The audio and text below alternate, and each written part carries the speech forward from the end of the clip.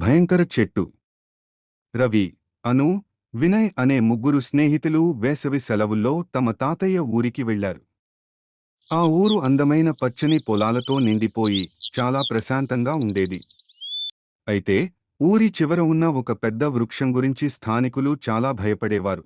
ఒకరోజు రవి ఆ చెట్టును చూస్తూ తన తాతను అడిగాడు, తాతయ్యా, ఆ చెట్టు ఎవరూ దగ్గరికి ఎందుకు వెళ్లరు?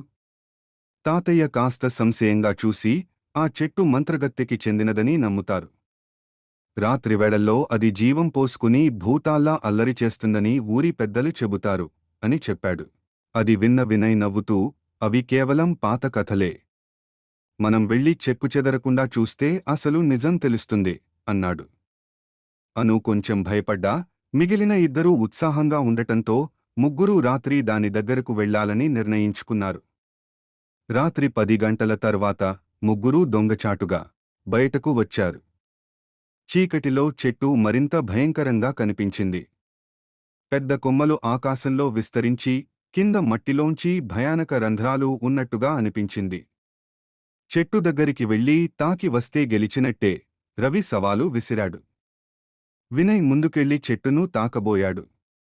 కాని ఒక్కసారిగా గాలి బలంగా వీచింది. చెట్టు ఆకులు ఊగిపోయాయి. అదంతా భూతంలా అనిపించింది.